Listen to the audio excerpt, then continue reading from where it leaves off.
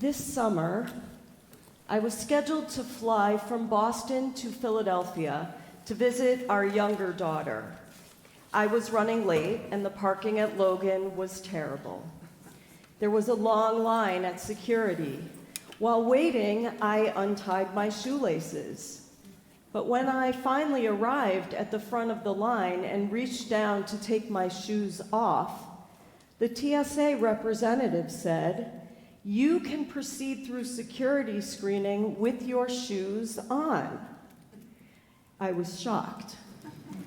My first thought was, perhaps he thinks I'm over 75. Then I remembered. On July 8th, Americans shed what had become a deeply held airport ritual for nearly 2.5 decades. The 2006 shoes off rule was first created because of a man named Richard Reed. Do you remember him? In December 2001, just 4 months after 9/11, Reed boarded American Airlines Flight 63 from Paris to Miami with 10 ounces of explosives in the heel of his shoe. For a generation of us that became accustomed to removing our shoes at U.S. airport security checkpoints, now suddenly time and technology was placing the shoe bomber in the rear view mirror. Just as it was difficult to get used to taking our shoes off, it felt equally strange leaving them on that day. I wondered, am I safer as an American Jew now than I was 24 years ago? In the skies, on the ground? On this threshold of a new year, do you feel safe in America today? Do we still view this country as our immigrant relatives did, as a place of endless opportunity and refuge from persecution, with streets paved with gold? I am certainly grateful to live in America, but the past few years have been trying.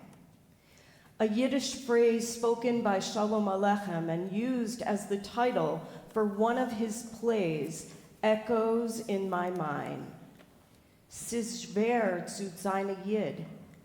It's hard to be a Jew. To be a Jew in 2025 in America means navigating life with a quiet, persistent awareness of risk. We live in the balance. We are vulnerable. According to the Jewish Federations of North America, a typical Jewish organization spends 14% of its annual budget on security. Recently, this includes the addition of armed security guards and the fortification of our physical buildings. Yet even with such costly security measures in place, a recent poll reveals that only 60% of Jews actually feel safe in these buildings. It is something of a paradox. The more security an organization has, the more it seems to need. We live in a world that sells us the illusion of safety. More surveillance, more insurance, more borders, and yet we seem to be more anxious than ever. It is hard to be a Jew with anti-Semitism increasing globally, online, on campuses, in government, even in progressive spaces that once felt like home. It is hard to be a Jew when being visibly Jewish feels risky. It is hard to be a Jew when our grief is politicized, our identity misunderstood, our history ignored. It is hard to be a Jew when the world asks us to choose between our values and our people as if these were ever meant to be in conflict. Es ist schwer zu sein a Yid it's hard to be a Jew. The last time I visited Israel, I heard one Hebrew word with more frequency than ever before, in the streets, on the news, in restaurants, in Israeli schools and universities. That word is bitachon, the Hebrew word for safety. And like other words in our ancient language, bitachon can be understood in two ways: as physical safety and as emotional security. In modern Hebrew, bitachon refers to the extent to which Israel takes to ensure physical safety for those within its borders. For me, this extends to us, how we feel and fare in the present day. It is our lived experience as Jews. The need for safety is a refrain that appears in every chapter of the Jewish narrative. Existential threats to the Jewish people are as old as Judaism itself. In recent years, we have witnessed a sharp increase in violence against Jews and Jewish communities worldwide. We know the stories. Synagogues have been desecrated, anti-Semitic vandalism is commonplace, and hate-filled online abuses threaten Jewish voices. When politics in Israel becomes tense, Jewish communities far from the conflict brace themselves for spikes in hate and the potential for physical harm. Each generation has managed its physical safety in the face of anti-Semitism. In the Middle Ages, Jews stayed in their homes and rarely went out into the secular world. In the pre-modern period, Jews did the opposite and ventured into society, sometimes to the detriment of their Jewish identities. In America, assimilation encouraged Jews to explore new ways to practice Judaism and be proud Americans. However, for some, the opportunity to blend into American culture was an invitation to abandon Jewish life, even convert to other religions. Less than 100 years ago, Hitler's erroneous and dangerous racial designation of one who was a Jew meant that Jews could no longer hide their Jewish identities, even in the absence of their Jewish practice or identification.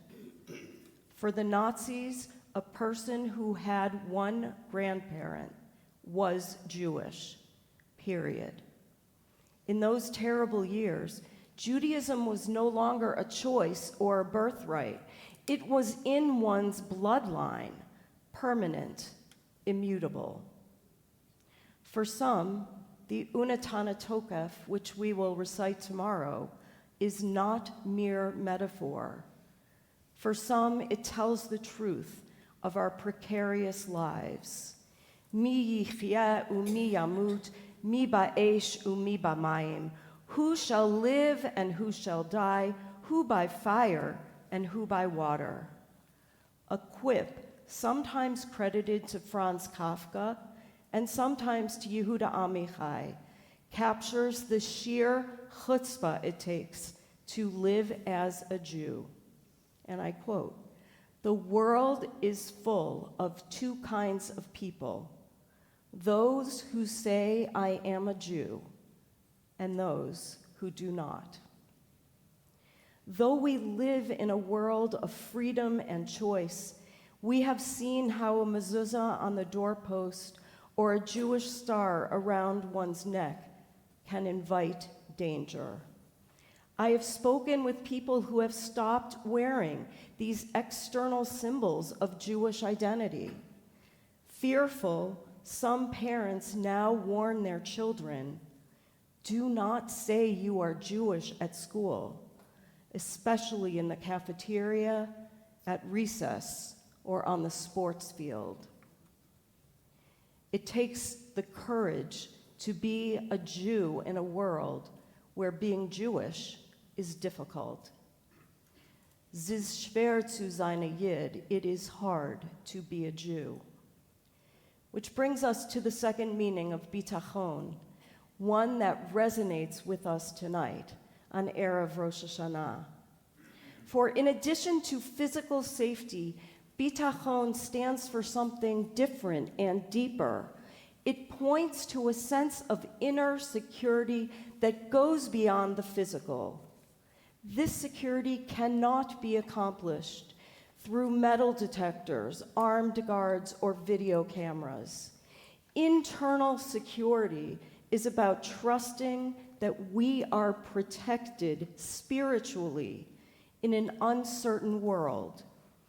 It is the type of security that turns the notion of es ist schwer zu sein ein Yid, it's hard to be a Jew, from a threat that instills fear to a challenge that makes us stronger, a mindset that inspires faith. Bitachon means being strong and resilient from the inside out, even when we may not be feeling it.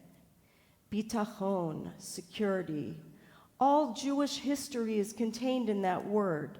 We may not be able to see it or touch it, but it is something to which we belong.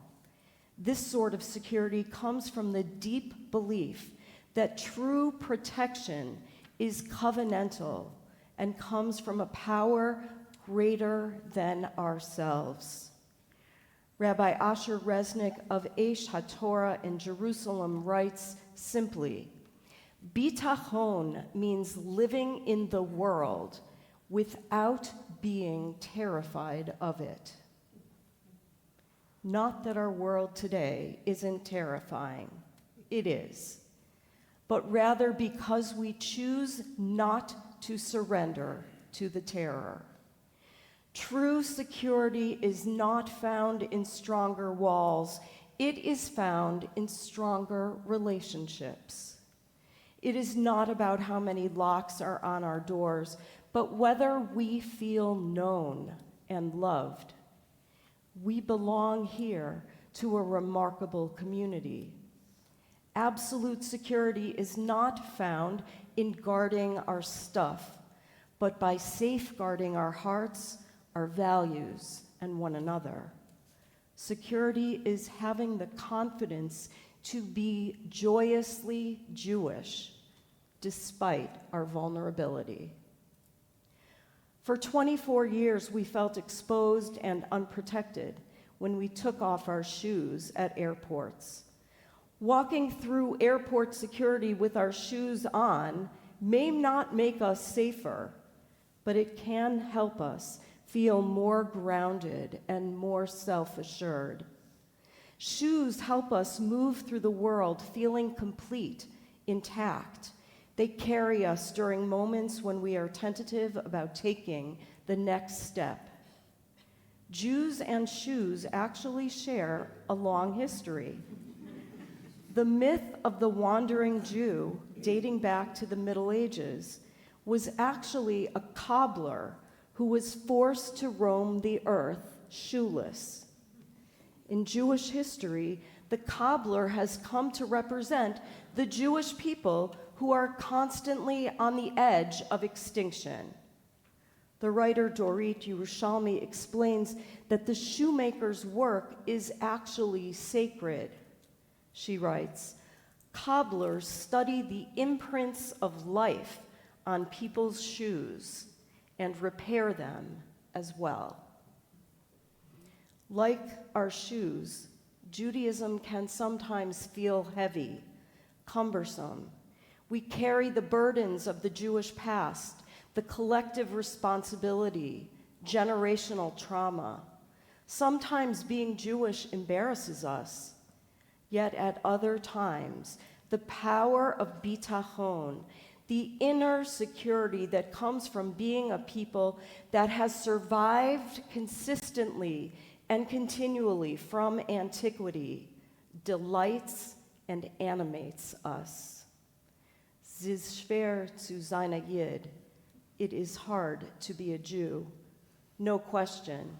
Yet like the wanderer who keeps walking step by step, we too carry on.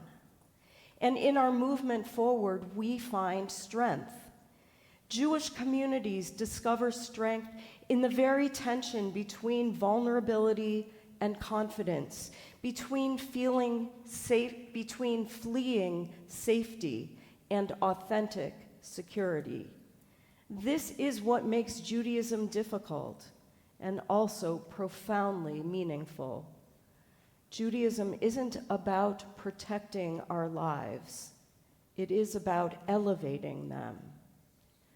Rosh Hashanah asks us, where do you place your trust?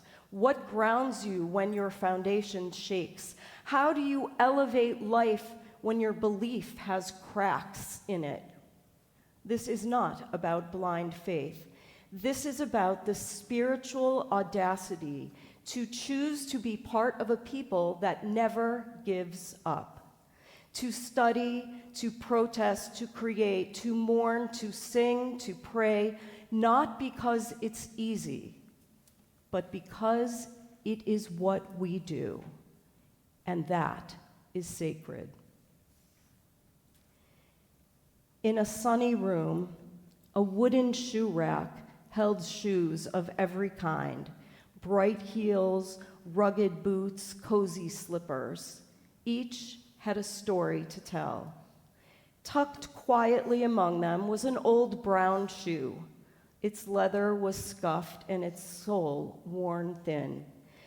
Unlike the others, it never boasted. It simply listened. One day, a new sneaker asked, "Why are you so quiet?" The old shoe smiled. "Every shoe has its time. I'm resting now." The red heels laughed. "You're just out of style." The old shoe didn't respond. It remembered dancing in ballrooms, walking city streets, and all the miles it had seen. Over time, the other shoes began to notice its quiet strength. One morning, a girl named Emily picked it up. "Who did this belong to?" Her mother replied, "Your great-grandfather. He wore it when he came to this country." Emily held it close. Zadie's shoe. That night, she gave it a special place on the shoe rack. The other shoes listened quietly, now seeing the old shoe not as worn, but as wise. The red heels whispered, "We were wrong." The old shoe said nothing. It didn't need to. Its journey spoke for itself. Shana Tova.